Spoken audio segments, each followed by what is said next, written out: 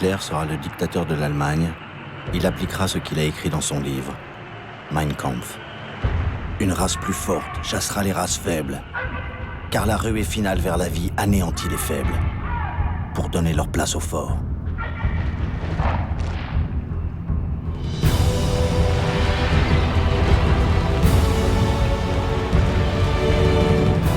Comment Hitler a-t-il réussi à prendre le pouvoir et devenir le chef, le Führer ?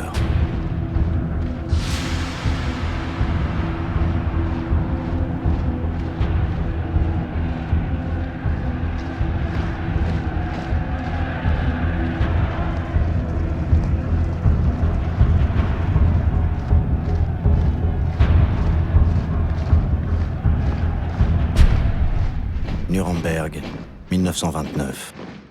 Au congrès du parti nazi commence véritablement ce que le dramaturge allemand Bertolt Brecht appelle la résistible ascension d'Adolf Hitler. Une nouvelle crise économique très violente, partie des États-Unis, ravage le monde et surtout l'Allemagne.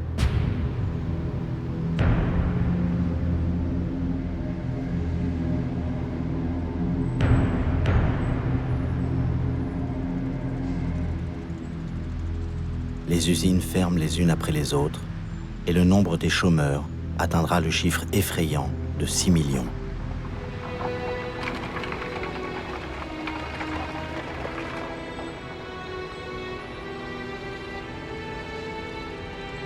Désespérés, ils sont nombreux à se tourner vers les nazis et vers les communistes qui ont aussi leurs troupes de paramilitaires en uniforme.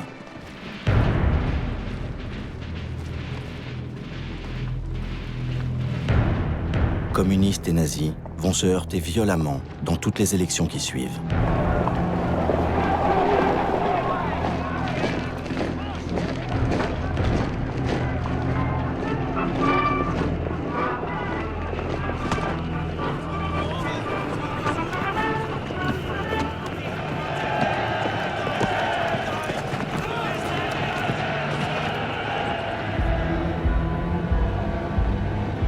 Hitler provoque le désordre et prétend être le seul à pouvoir l'arrêter. Ce véritable chantage s'avère efficace. Hitler va rallier les commerçants et les petits propriétaires en dénonçant ce qu'il appelle la peste rouge, les marxistes égalitaires qui effraient aussi les paysans.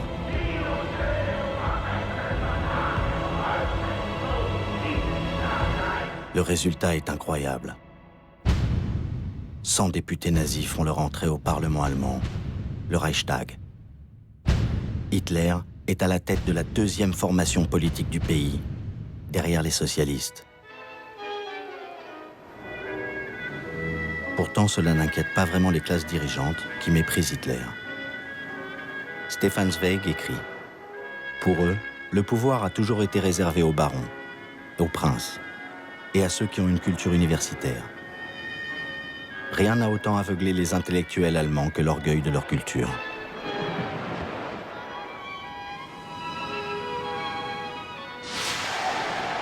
Pendant ce temps-là, Hitler continue son ascension. En un an, il s'impose à l'extrême droite allemande.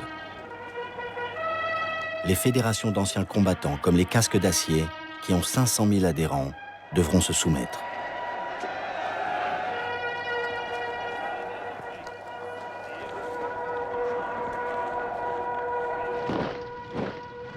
Derrière cette posture dominatrice, Hitler cache un terrible secret. Il sort à peine d'un scandale dont il a bien failli ne pas se remettre. Des rumeurs circulent dans la presse. Il vient de vivre un drame personnel. Une passion pour sa propre nièce, Kelly Raubal, 23 ans. Il l'a aimée d'une manière irrationnelle, possessive. Elle vient de se suicider. Elle vivait avec lui dans son appartement de Munich. Elle avait confié à un ami « Mon oncle est un monstre. Personne n'imagine ce qu'il exige de moi. »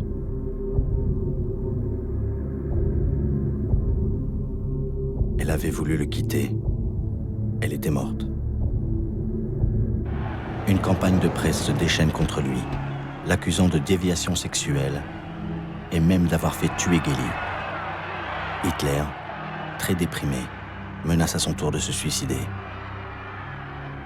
Son entourage s'inquiète et décide de réagir. Son photographe, Heinrich Hoffmann, lui avait présenté l'une de ses secrétaires. Elle ressemble à Geli. Elle s'appelle Eva Braun. Elle a 19 ans. Elle est déjà assez délurée. Elle fera l'affaire. Elle est séduite par la popularité du chef du parti nazi. Hitler va en faire sa nouvelle maîtresse de l'ombre. Il se proclame célibataire, marié à l'Allemagne, pour séduire l'électorat féminin. Les Allemands ont déjà le droit de vote grâce au mouvement féministe.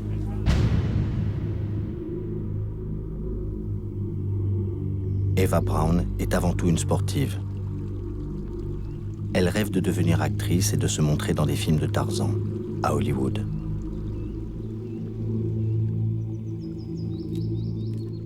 Auprès d'elle, Hitler retrouve sa hargne d'animal politique, alors que s'annonce la fin du mandat du président de l'Allemagne, Hindenburg.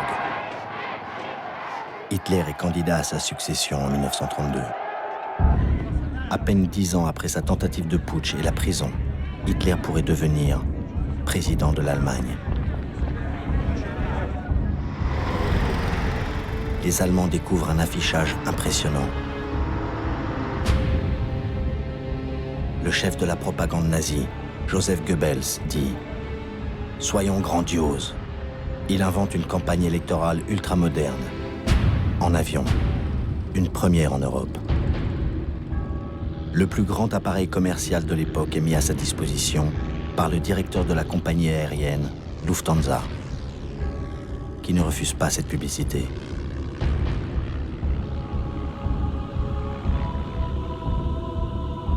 Hitler, affublé d'un casque de cuir, s'embarque pour un périple de près de 100 villes d'Allemagne où il pourra mesurer sa popularité. Son pilote, Hans Bauer, témoigne. « Nous avons volé par tous les temps, orage, tempête. Aucune réunion n'a dû être annulée. Les gens ont commencé à perdre leur peur de l'avion. Et Hans Bauer a cette conclusion. Hitler a contribué à l'extension du trafic aérien. Goebbels invente le slogan « Le Führer au-dessus de l'Allemagne ». Il forge le mythe d'Hitler, sauveur suprême, avec ce survol soigneusement filmé et qui sera projeté dans tout le pays.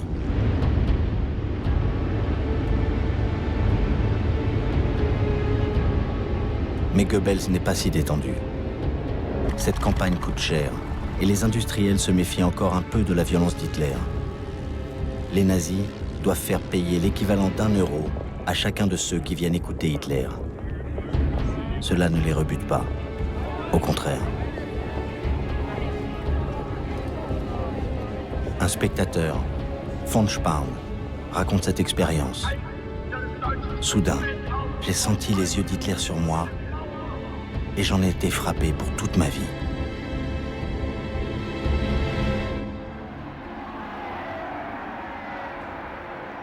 Une semaine avant l'élection présidentielle, Hitler rassemble 100 000 Berlinois, lassés des partis traditionnels, qui semblent incapables de faire face à la crise.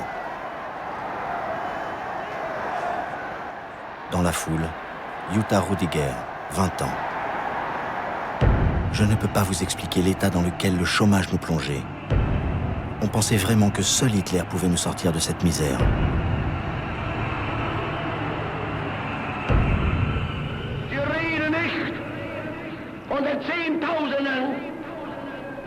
Die Jahr für Jahr den Gashahn aufdrehen, nicht weil es ihnen zu gut geht. Grâce à son discours pseudo-social, Hitler devient un candidat sérieux à la présidence. Alors la presse se déchaîne. À droite, Hitler est présenté comme le prototype de l'aventurier politique. À gauche, les insultes sont plus personnelles. Hitler est traité d'efféminé, de tricheur demi-fou. de charlatans vaniteux, de faux durs à la cravache en peau de rhinocéros.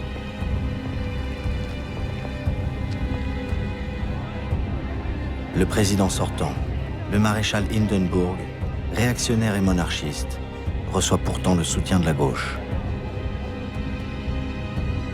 Ce qui montre que le danger hitlérien grandit, comme le martèle l'un de ses principaux opposants, le socialiste Otto Wels. Entscheidet euch schnell! Es ist keine Minute Zeit mehr zu verlieren. Nur einen Gedanken, ein Ziel kann es noch geben. Der Faschismus muss geschlagen werden bis zur Vernichtung. Vorwärts und durch für die Freiheit, die Republik und die deutsch-geschaffene Arbeit. 10 avril 1932. Le verdict tombe. Hitler ne sera pas président. 13 millions d'Allemands ont voté pour lui. Un tiers de l'électorat. C'est énorme, mais insuffisant.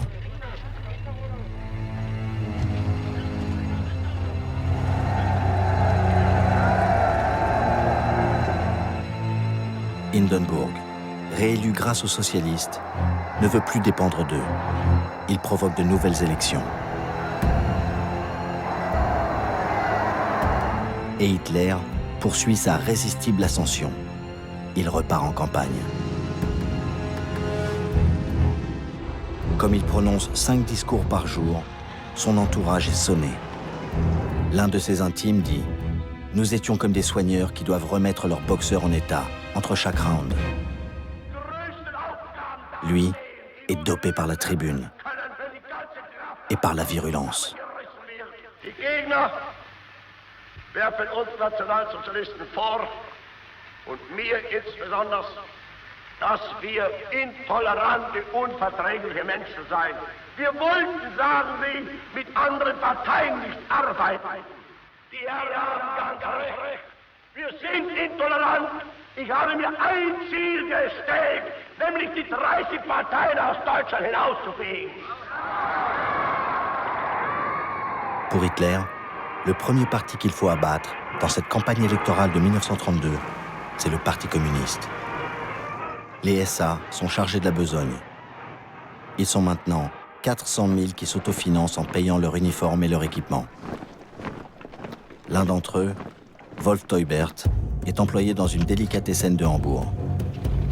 À tout moment, il peut rejoindre sa cohorte motorisée.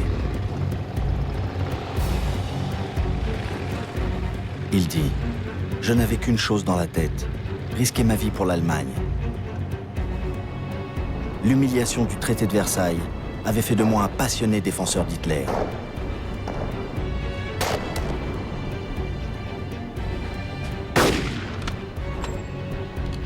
Il y avait la camaraderie, la solidarité et la fierté d'avoir un uniforme. Nous qui avions honte d'avoir été trop jeunes pour combattre pendant la Grande Guerre, nous profitions de l'expérience des anciens.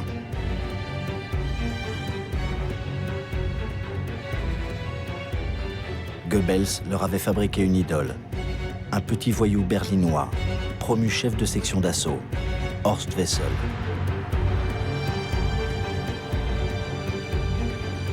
Tué par les communistes un an auparavant, il était devenu le martyr du nazisme. À ses obsèques grandioses, le chef de la propagande, Goebbels, avait comparé son sacrifice à celui du Christ. Il avait fait filmer ces images pour montrer que le nazisme est une dévotion, comme le christianisme. Puis, il avait fait mettre en musique ce qu'il avait présenté comme le dernier poème du SA pour en faire l'hymne officiel du parti nazi, le Horst Wessel Lied, le chant de Horst Wessel, le credo de la violence.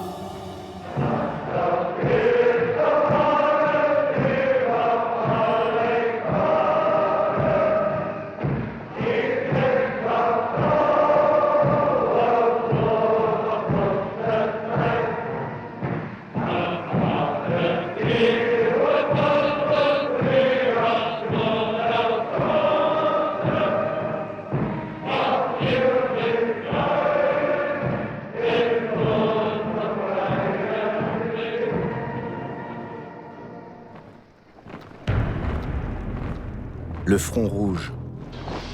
Ce sont les milices communistes qui ont toujours porté la casquette d'ouvrier et la blouse à la russe. Toutes ces militantes, tous ces militants, portés par leur idéal. Ils ont, eux aussi, leur champ de combat.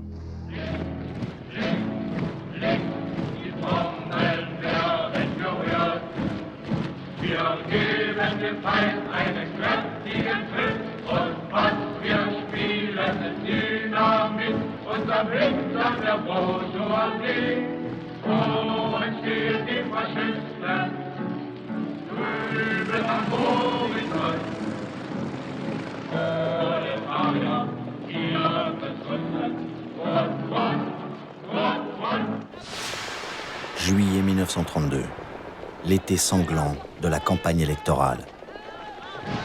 Les SA, avec la complicité de la police, affrontent les communistes dans de véritables batailles de rue. Les communistes auront 100 morts et 1000 blessés.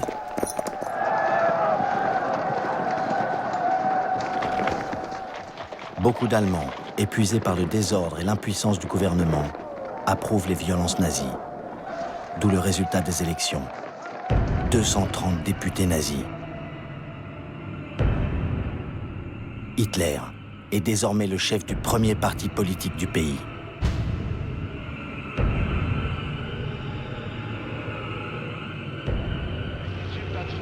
Pour la première fois, le pouvoir est à sa portée. Très vite, l'euphorie fait place à la déception. Le président Hindenburg refuse de le nommer chancelier, chef du gouvernement. Hindenburg dit à Hitler « Devant Dieu, ma conscience et la patrie, je ne peux donner le pouvoir à un parti aussi intolérant que le vôtre. »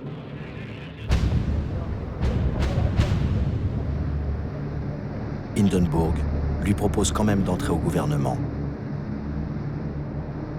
Mais Hitler ne se juge pas comme un homme politique ordinaire qui cherche un poste ministériel. Il veut tout le pouvoir pour fonder un État totalitaire. En quelques semaines, Goebbels, à la tête de l'énorme groupe parlementaire nazi, réussit à paralyser le jeu démocratique. Aucune majorité ne peut se former. Goebbels, avec le sourire maléfique de ses mauvais coups, annonce « Il est grand temps de dissoudre cette assemblée qui ne reflète plus la volonté du peuple. » Ich halte diesen Reichstag für vollkommen überfällig und bin der Überzeugung, dass aufgelöst werden muss, weil nicht mehr dem Willen des Volkes entspricht. Il faut de nouveau des élections, les troisièmes en un an. Elles auront lieu en novembre. Hitler pense encore en profiter. Die Energie und die Zähigkeit gehabt von den damaligen 1000 Mann vor 10 Jahren bis heute 14 Millionen zu machen. Und ich werde aus den 14 Millionen die 20 und die 30 Millionen machen.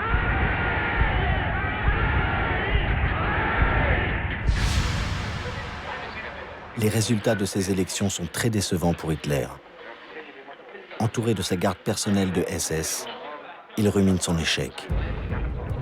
Il a perdu 2 millions d'électeurs et 40 députés.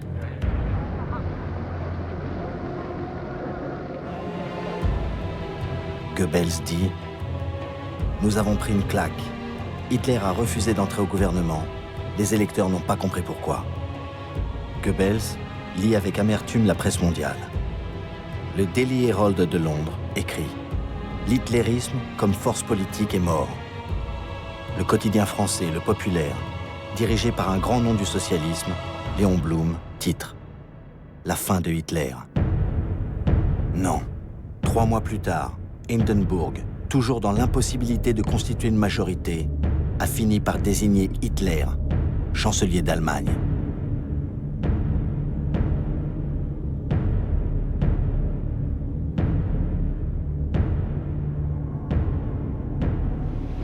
Un étudiant berlinois, Sebastian Hafner, écrit « J'apprends la nouvelle. Je suis glacé de terreur. L'espace d'un instant, je sens physiquement l'odeur de sang et de boue. Je perçois quelque chose de dangereux. comme la grosse patte sale d'un animal prédateur qui plaque ses griffes sur mon visage. Pour en arriver là, le loup s'est fait agneau. Hitler a rassuré Hindenburg en ne demandant que 2 postes ministériels pour les nazis. Celui de l'intérieur pour un policier de Munich, Wilhelm Frick, et Hermann Göring pour lui aussi contrôler la police. 2 postes clés.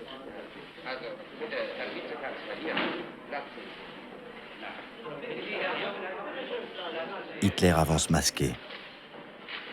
Il veut montrer que les membres du gouvernement les plus importants sont un conservateur, Franz von Papen, qui a déjà été chancelier, et l'homme fort de la droite la plus extrême, Alfred Hugenberg, ministre de l'économie et de l'agriculture, au tempérament autoritaire et agressif. Hitler appelle son gouvernement « cabinet de concentration nationale » pour donner l'impression qu'il ne s'agit pas d'un gouvernement nazi, mais d'une coalition nationaliste. L'ensemble, très réactionnaire, pense pouvoir dominer Hitler.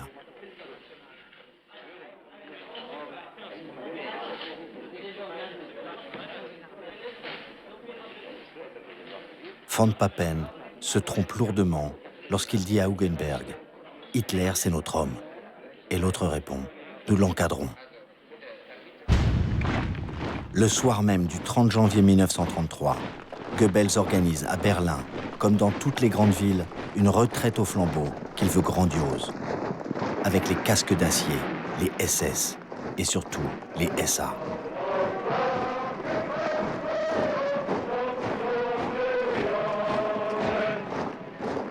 Goebbels proclame qu'ils sont 1 million à défiler, mais l'attaché militaire britannique les estime à moins de 15 000, que Goebbels fait tourner en rond pendant 4 heures.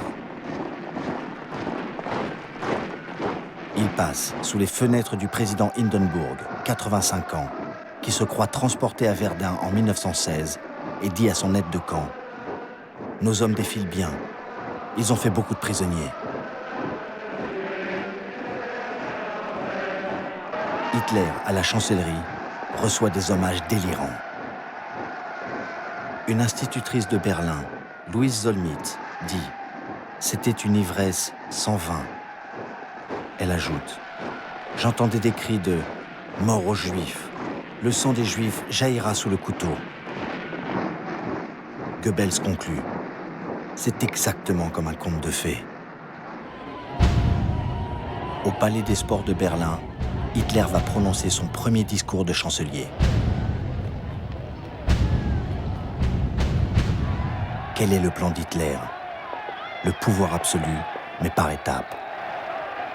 Au Parlement siègent encore 200 députés communistes et socialistes.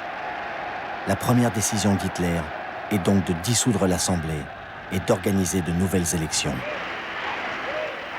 Son discours, radiodiffusé, se veut un appel à tous les électeurs, même de gauche, à voter pour lui. Und keine felsenfeste Überzeugung, dass eben doch dann einmal die Stunde kommt, in der die Millionen, die uns heute verfluchen, hinter uns stehen und mit uns begrüßen werden dann das gemeinsam geschaffene, wiedererkämpfte, bitter erfahrene, neue deutsche Reich der Größe und der Ehre und der Kraft und der Herrlichkeit.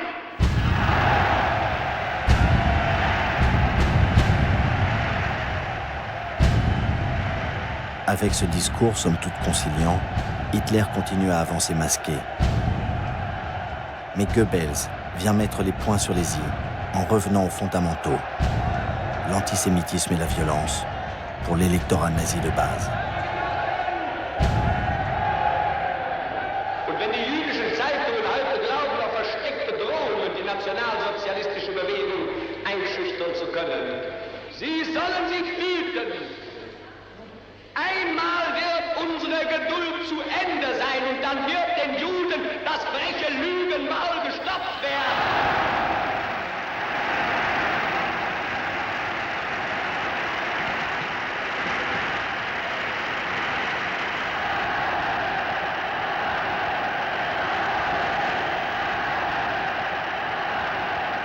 Im Übrigen können unsere Parteigenossen des A-Männer auch darüber beruhigt sein, dass eher als wir alle denken, die Stunde des Endes des roten Terrors gekommen sein wird.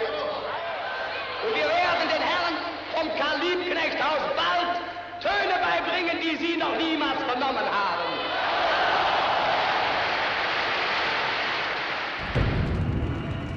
Deux semaines plus tard, à Berlin, le grand bâtiment du Reichstag, le Parlement, brûle dans la nuit. De ce symbole puissant de la démocratie allemande, il ne reste plus rien.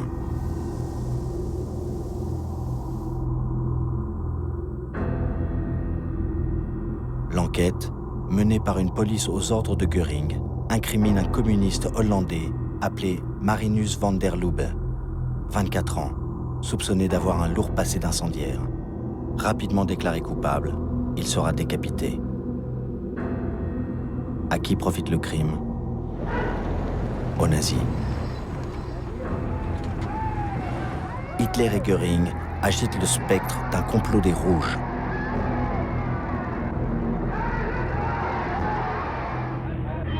Göring fait arrêter 4000 communistes et leurs chefs.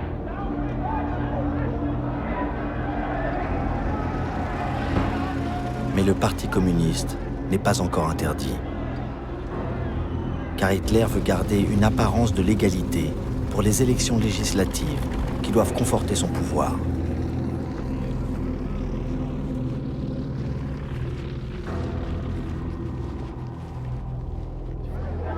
Les Allemands, tellement saturés de campagnes électorales et de désordre, voient de nouveau dans tout le pays les SA se déployer, comme disent les nazis, pour protéger la population des attentats communistes.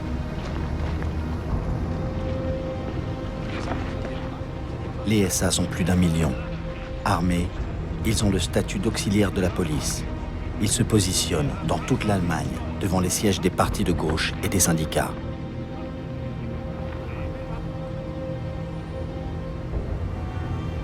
Ils vont, encore une fois, semer leur violence, pendant qu'Hitler, lui, montre ostensiblement qu'il joue le jeu électoral pour continuer à rassurer le président Hindenburg, de plus en plus fatigué.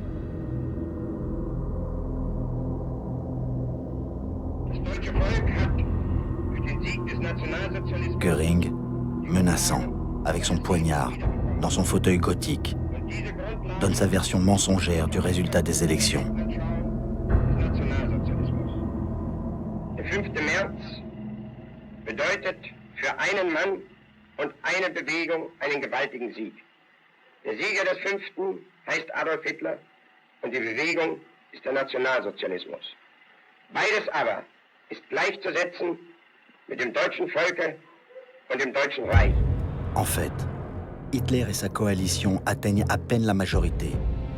Malgré toute sa propagande et l'intimidation des SA, Hitler n'a pas pu empêcher les communistes d'obtenir 12% des voix.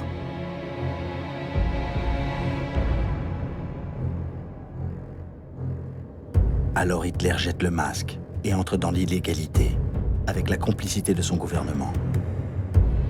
Il supprime l'élection des députés communistes, les fait arrêter et envoyer dans les camps de concentration d'Oranienburg, près de Berlin, et de Dachau, près de Munich, qui viennent juste d'être installés par les nazis.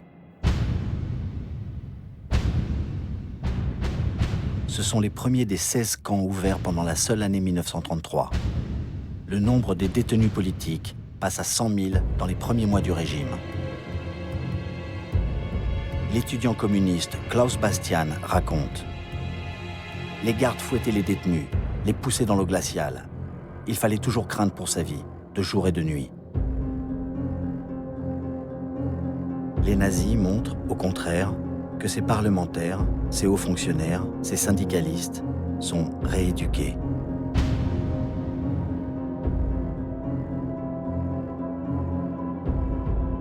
L'ombre maléfique de la dictature s'étend sur l'Allemagne. Comme le Reichstag a brûlé, Hitler réunit le nouveau Parlement à l'Opéra Royal, encerclé par les SA, pour demander les pleins pouvoirs. Il n'y a plus de communistes. La plupart sont dans les camps. Les 94 socialistes qui sont encore présents auront le courage de voter contre Hitler. Ils seront, eux aussi, arrêtés, emprisonnés ou contraints à l'exil. 441 députés de l'extrême droite au centre catholique écoutent un long discours roublard d'Hitler destiné à donner le change.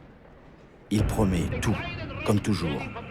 La fin du chômage, le salut de la paysannerie, le respect des droits et surtout, la paix. L'Assemblée se suicide en votant les pleins pouvoirs à Hitler pour 4 ans.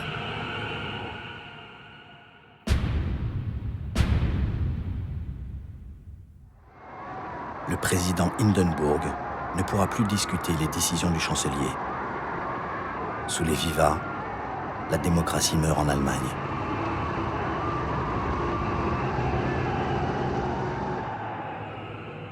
Que Hitler, un homme qui a cimenté son pouvoir par l'antisémitisme, puisse diriger l'un des pays les plus industrialisés de la planète, est perçu comme une menace universelle. Dans le monde entier, les manifestations contre Hitler, comme ici à New York, protestent contre sa barbarie, son obscurantisme, ou proclament « le judaïsme survivra à l'hitlérisme ». Tous appellent à un boycott mondial des produits allemands. Pour les dissuader, Hitler ordonne, à titre d'avertissement, une journée de boycott des magasins juifs en Allemagne.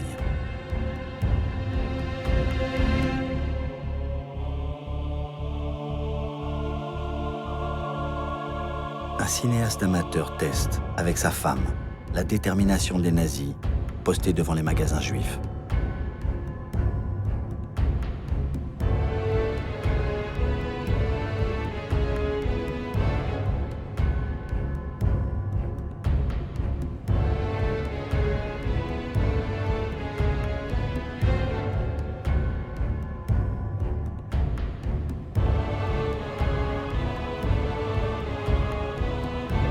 Les Juifs allemands découvrent avec horreur les pancartes des SA. Pas un centime pour le capitalisme juif, acheté allemand. Les Juifs font notre malheur. C'est le début de la persécution.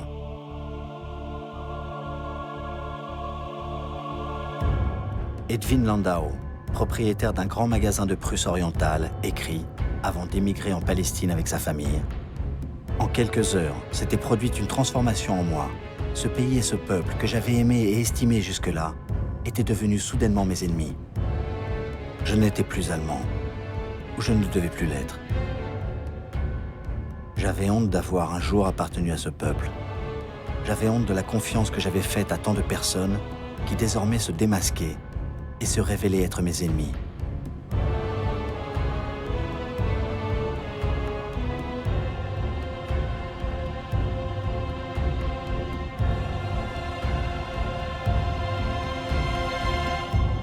L'antisémitisme a contaminé les universités. Le nazisme a perverti les esprits contre la culture moderne, imposé une idéologie sectaire et intolérante qui va amener les étudiants à brûler eux-mêmes des livres. Aidés par les écoliers et encadrés par les SA, ils rassemblent, dans toute l'Allemagne, les ouvrages des bibliothèques, des librairies, des éditeurs qui correspondent à ce qu'Hitler appelle l'esprit non allemand. Sur la liste noire nazie, Karl Marx, Sigmund Freud, Stefan Zweig, plus de 300 auteurs, surtout juifs ou communistes. 12 000 titres sont condamnés. Des centaines de milliers de livres doivent être brûlés. Et les SA préparent les bûchers.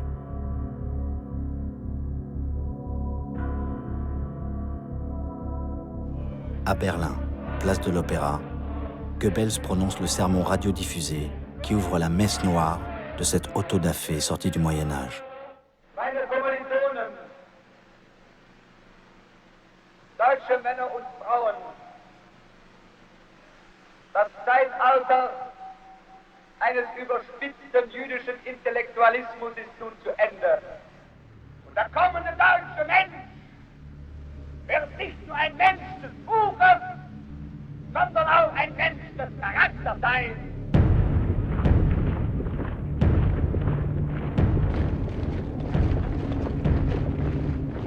Une jeune berlinoise, Dorothea Gunther, assiste à l'autodafé et au rituel nazi. Elle témoigne. Les SA et les étudiants criaient le titre du livre, le nom de l'auteur. Ils hurlaient qu'il était juif, ou bien pacifiste, ou féministe, ou tout simplement moderne, en prononçant la sentence « Nous te livrons au feu » et en jetant le livre aux flammes.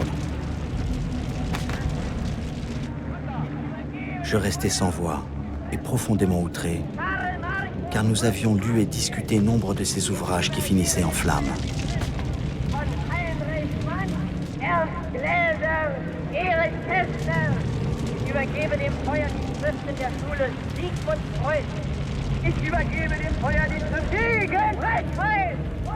Léon Blum écrit « Ce qu'il aurait fallu en Allemagne, c'est que les socialistes et les communistes luttent dans le même sens. »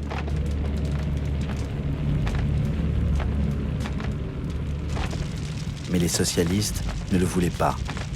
Et pour les communistes, Moscou avait donné ses ordres. Pas d'alliance avec les socialistes, qualifiés de sociaux-traîtres. Les consignes suicidaires de Staline ont bien aidé Hitler.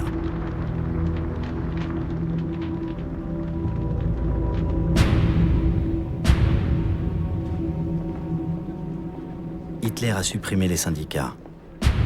Le 21 juillet 1933, il interdit le Parti socialiste.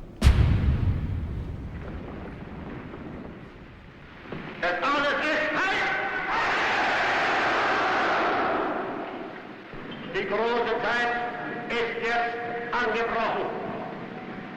Deutschland ist nun erwacht. Die Macht haben wir nun in Deutschland gewonnen.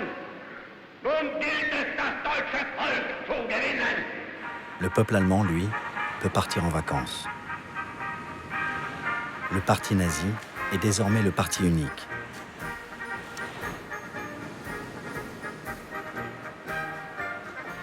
Ces slogans antisémites n'intéressent pas trop les gens. Ils sont pour la plupart indifférents au sort de leurs compatriotes juifs, qui après tout ne sont que 500 000, moins de 1% de la population. La moitié de ces juifs allemands réussira à émigrer. Gerda Blackman témoigne. Nous avons réussi à embarquer à condition de laisser tous nos biens derrière nous.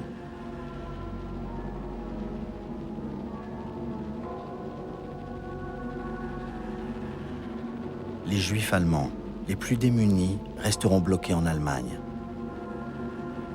Ils seront déportés dans les ghettos de l'Est, puis exterminés dans les camps.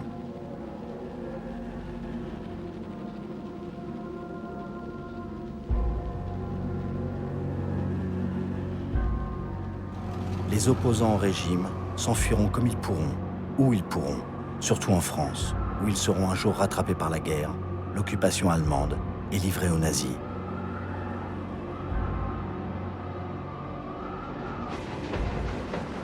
Beaucoup de ceux qui ne partiront pas à temps ou qui voudront rester pour continuer la lutte seront capturés et martyrisés dans les camps.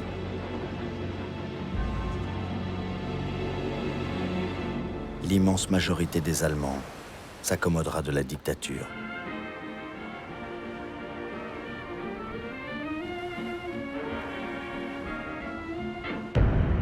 Certains commenceront à monter, chaque matin, le drapeau à croix gammée, devenu l'emblème officiel de l'Allemagne.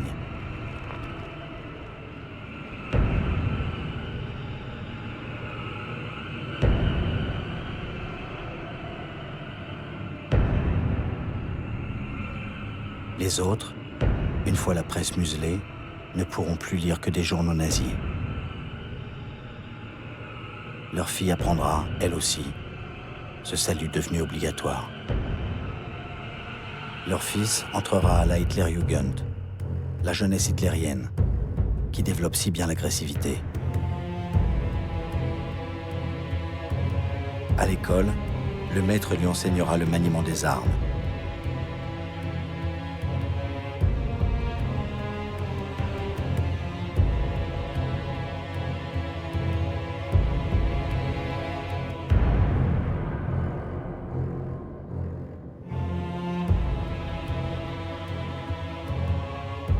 l'instituteur devra prendre des exemples judicieux et vivants pour aborder l'arithmétique. Quel est le prix de revient d'un élève? Un handicapé mental coûte 1800 marks par an à l'État. Un élève moyen, 320 marks. Et un brillant élève ne revient qu'à 125 marks. Conclusion, la société ne peut survivre que si ses citoyens sont génétiquement sains. L'aîné entrera à la BDM, la Bunddeutscher Mädel, la Ligue des jeunes filles allemandes. Elles forment de bonnes épouses qui auront beaucoup de petits soldats. Ils se feront tuer, à 10 ans, dans les derniers combats de Berlin. Mais tout cela, les Allemands ne le savent pas encore dans cet été de 1933.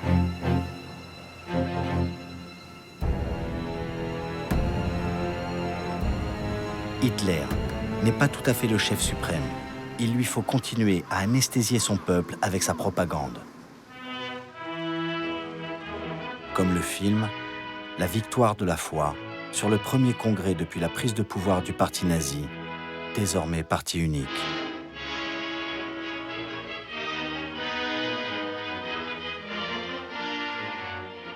Hitler est bien servi par le talent de la jeune réalisatrice Leni Riefenstahl, qui le subjugue par sa beauté et son énergie. Elle sait comment glorifier par ses cadrages et sa lumière le nouveau Dieu d'une nouvelle mystique, celle de la race, du chef, de la puissance. Et ses apôtres, comme le fidèle des fidèles, Rudolf Hess, l'un des rédacteurs des lois anti-juives,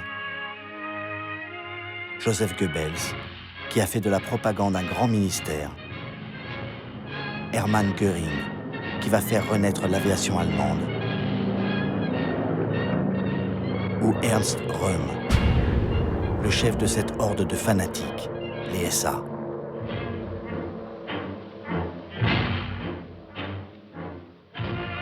Rien ne laisse prévoir que ce film sera interdit l'année suivante, parce que Röhm, pourtant complice d'Hitler depuis le putsch manqué de 1923, sera accusé de trahison.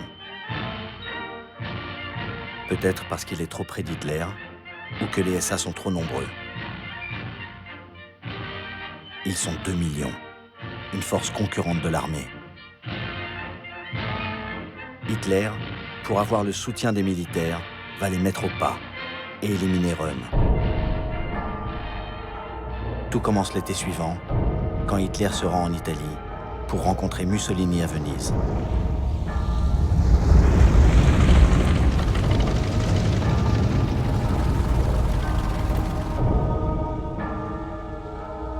Hitler est impressionné par son grand aîné, son modèle. Il recherche l'accord de Mussolini à son projet d'annexion de l'Autriche. Mussolini refuse. Il ne veut pas d'une présence allemande à ses frontières. Il n'apprécie pas Hitler. Il dit « Ce type me fait l'effet d'un moine bavard. » Il lui fait visiter Venise, en prenant soin de commencer par les navires de sa flotte de guerre, alors qu'Hitler n'a pas de marine. Hitler va rentrer à Berlin mortifié. Il comprend que tant qu'il n'aura pas reconstitué sa force militaire, il ne pourra rien entreprendre.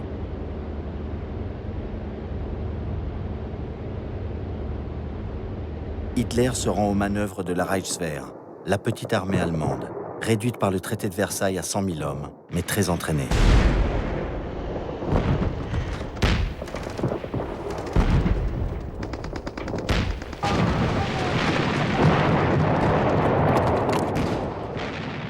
Hitler sait bien que pour faire la guerre, il faut des généraux, des amiraux, des officiers compétents, des stratèges, des spécialistes. Il a toujours promis à l'armée de la délivrer du carcan du traité de Versailles, de lui redonner ses effectifs et son armement. Mais les généraux veulent plus. Ils veulent la peau de Röhm et des SA, qui pourraient avaler l'armée.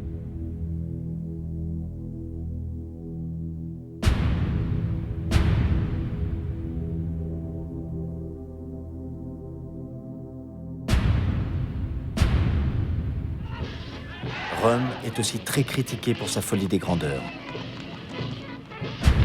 Il fait de l'ombre à Hitler.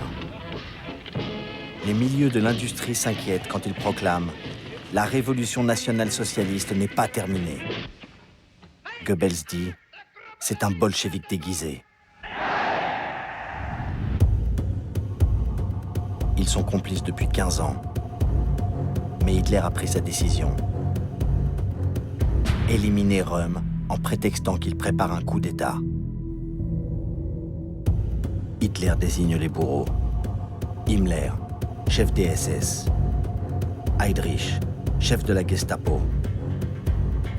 Sepp Dietrich, un ancien garçon boucher devenu chef de la garde rapproché du Führer.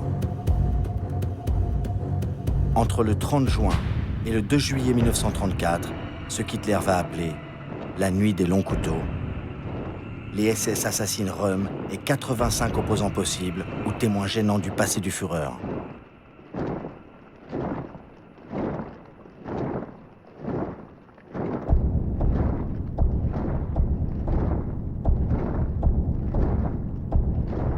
Après la disparition de Röhm, les SA perdent toute influence et sont réduits au service d'ordre.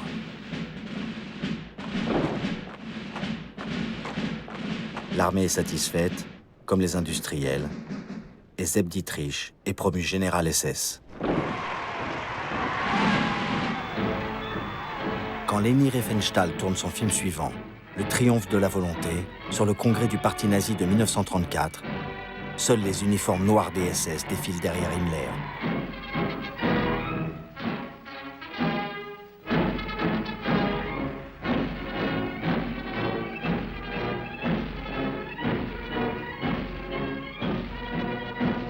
Maintenant, en haut de la pyramide, Hitler est seul. Un mois après, la nuit des longs couteaux, le dernier président de la République, le maréchal Hindenburg, meurt à 87 ans. La démocratie est morte et enterrée depuis longtemps. La dictature continue sa marche implacable. Hitler devient le chef des armées. Son pouvoir est total. Et tous les soldats jurent fidélité au Führer, notre chef et celui du peuple allemand, Adolf Hitler. Adolf Hitler!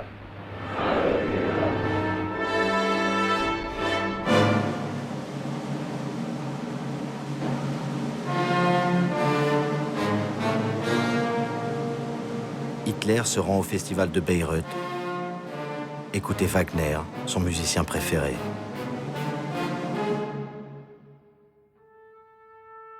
La belle-fille du compositeur, Winifred Wagner, qui l'a soutenu à ses débuts si difficiles, le reçoit maintenant en maître de l'Allemagne.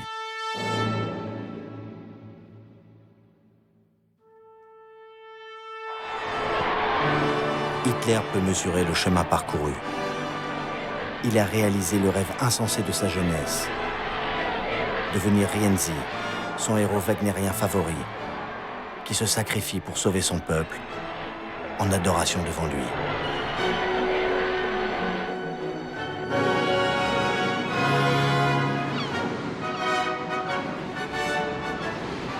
Il s'embarque, comme Siegfried, sur la mer du Nord, vers ses chimères, accompagné de ceux qui l'ont créé et qui ne peuvent plus aujourd'hui maîtriser celui qui est devenu le golem, la créature de la Bible, faite de glaise et qui aveuglera les humains de sa puissance infernale.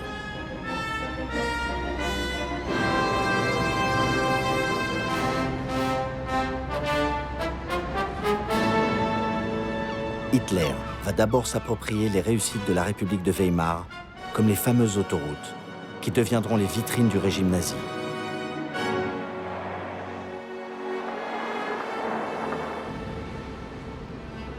Hitler va ensuite frapper, en promulguant les lois raciales de Nuremberg.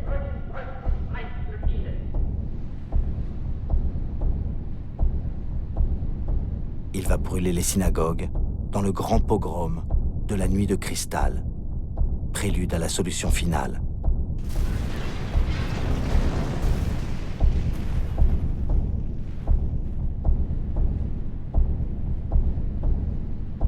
Il va violer le traité de Versailles en réoccupant les zones démilitarisées en 1919. Comme la France et l'Angleterre ne réagiront pas, leur faiblesse amènera Mussolini à se rapprocher d'Hitler, le laissant annexer l'Autriche pour accomplir ce qu'il appelle sa mission, réunir à l'Allemagne les peuples qui parlent allemand.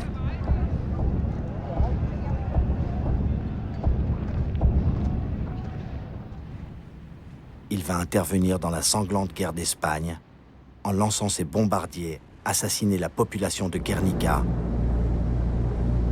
et en assurant la victoire des fascistes de Franco sur la République espagnole.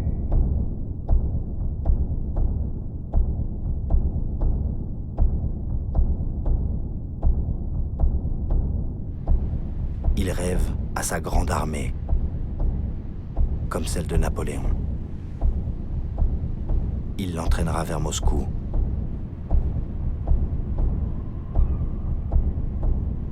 En proclamant toujours qu'il veut la paix. Wir wollen einst ein Reich sehen und ihr müsst euch schon dafür erziehen. Wir wollen, dass dieses Volk einst gehorsam ist und ihr müsst euch in dem Gehorsam üben. Wir wollen, dass dieses Volk einst friedliebend und aber auch tapfer ist und ihr müsst friedfertig sein.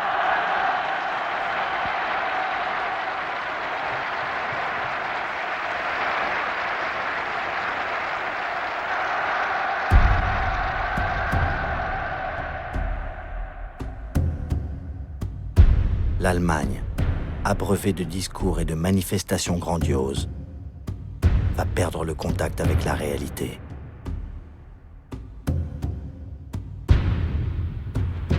Quand l'Allemagne sera prête, Hitler, féroce et obstiné, l'entraînera, et le monde avec elle, dans une longue nuit, peuplée des fantômes de 50 millions de morts.